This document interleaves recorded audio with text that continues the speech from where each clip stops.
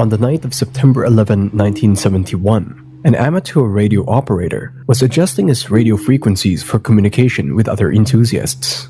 The boy identifies himself as Robert Rowlands. Just like any other day, Robert wasn't expecting anything fancy but the usual radio chatters. However, at around 11:30 p.m., Robert's radio captures something unusual.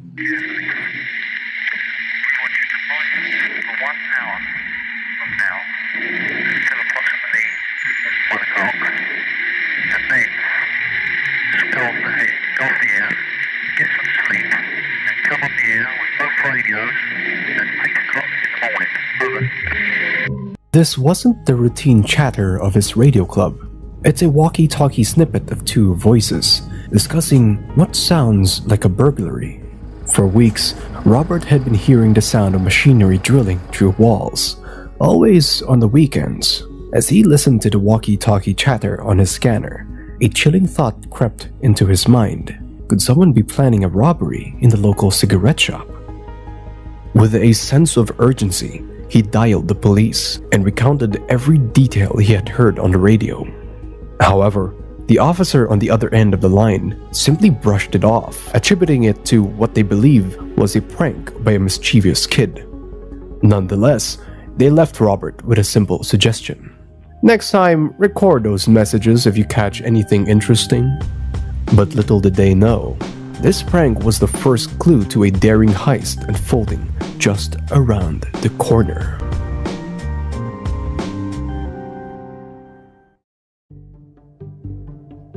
Hours had passed since Robert's initial report to the police. This time, he had his cassette recorder ready and was anticipating for the right moment. Suddenly, around 2 in the morning, his radio sprang back to life. He swiftly pressed record and captured the conversation.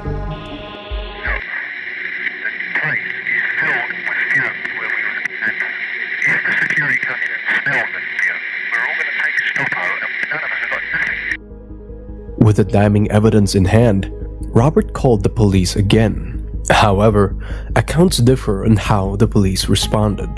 While some accounts indicate that Robert's persistence eventually led the police to take his report seriously, the majority of sources suggest that he faced initial challenges in convincing the officers. The action was taken only after he escalated the matter to a higher-ranking officer. The recording contained crucial details about the robbers needing a break and a possible safety breach of a bank vault. However, the challenge remained, as the conversation offered no clue as to which specific bank they planned to hit. In response, the police devised a comprehensive search operation spanning an 8-mile radius and searching approximately 750 banks. Even though the task was overwhelming, but with so much at risk, they had no option left but to check every possibility. At around 3 in the morning, police contacted bank staff and local security firms to open up their branches as they began to check all 750 banks in an 8-mile radius. With each branch being visited by both bank staff and the police, there was still no trace of robbery found. The next morning, all bank employees resumed their regular routines, and just as the police wrapped up their exhaustive search, they received a telephone call on the emergency line. The caller identified himself as a director of Lloyd's Bank from 187 Baker Street. Surprisingly, it is located just 800 meters from where Robert had made his initial reporting the other night. When police arrived at the scene, to their surprise, roughly 268 safety deposit boxes had been tampered. However, the gang opted not to crack the bank's safe, as it would consume additional time and was not part of their initial plan. As the director sifted through the safety boxes, the true scale of the situation started dawning on him. The 268 boxes totaled to almost $5 million, an absurd amount, a significant chunk of national reserves. Their failure to acknowledge Roberts' earlier report had caused an unfortunate delay in their response. It seemed Lloyd had just lost $5 million. But how?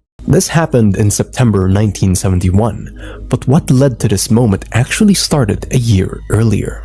In May 1970, Reg Trucker, a second-hand car salesman from Baker Street, gets a call from a London photographer, Anthony Gavin. The assignment was simple. Gavin wanted Tucker to survey the Lloyd Bank located on Baker Street. Over the next few months in December 1970, Tucker opened an account with €500.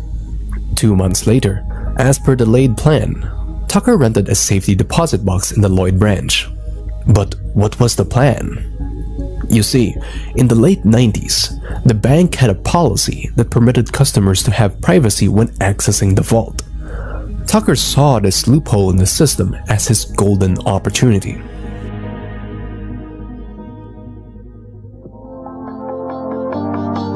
Over the next few months, Tucker visited the bank vault a total of 13 times. Each time, he found himself alone in the vault. Tucker would measure the room using the span of his arms and an umbrella that he carried every time, even though it wasn't easy to get the accurate measurement.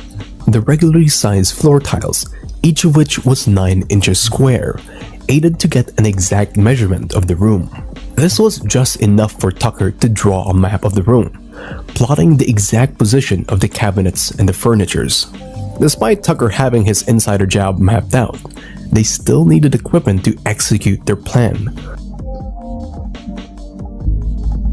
Thomas Stephens, another second-hand car salesman, joined Gavin in acquiring the tools necessary for the break-in. These tools included a thermal lance and a 100-ton jack. Another member of the squad was Bobby Mills. As you may recall from the conversation Robert overheard on his radio, Mills was one of the voices assigned the task of lookout duty. In addition, Gavin sought assistance from Mickey Gervais, known for his expertise in burglar alarms, as well as 2 unidentified individuals referred to as Little Legs and TH. The key to this robbery was the role played by Alec Eist, speculated to be one of the most corrupt officers of the era. Rumors suggest that TH had ties with Detective Alec, potentially assisting them in the execution. With a plan and equipment in hand, the team had just one question to answer. Where would they execute the plan from? The Lay Sack. In May 1971, Benjamin Wolfe, a close associate of the gang, purchased the leather goods shop Lay Sack at 189 Baker Street, conveniently located just 2 doors down from the bank they intended to heist. Interestingly, the decision to acquire the building was not based solely on its distance to the bank. Rather, the group was drawn to the building because it had a basement that they calculated to be at the same level as the bank vault. However, there was one significant hurdle in their plan: the security alarms installed in the vault. The persistent roadworks being conducted in the vicinity of the bank created a recurring issue with the security alarms installed within the vault. These alarms, designed to promptly alert authorities to any unauthorized access or tampering. However, due to the vibrations and disturbances caused by the nearby construction activity, the reliability of these alarms became compromised, leading to frequent false alerts. This made it difficult for bank officials to discern genuine security threats from false alarms. The situation posed a significant challenge for the gang planning the heist, as the erratic behavior of the alarms threatened to thwart their efforts to execute the robbery without any detection. To overcome this obstacle, the gang received assistance from a member of the local security company. This individual provided insider information about the timing of the roadworks and when the vault alarms would be temporarily deactivated. On Friday, September the 10th, after the bank closed for the weekend, the gang began their ambitious plan to break into the vault. They stationed Bobby Mills on a nearby rooftop to keep an eye out for any potential trouble while they worked below. The communication between the gang members was maintained via walkie-talkies, ensuring they could coordinate their actions effectively. Their primary strategy was to use a powerful 100-ton jack to forcibly breach the 3-foot-thick concrete floor of the vault. And to provide support for the immense pressure exerted by the jack, they laid down railway sleepers on the floor beneath it. However, their plans hit a major obstacle when they discovered an old well directly beneath the tunnel's endpoint. When they started using the jack, the tunnel unexpectedly collapsed into the well instead of lifting the vault's floor as intended.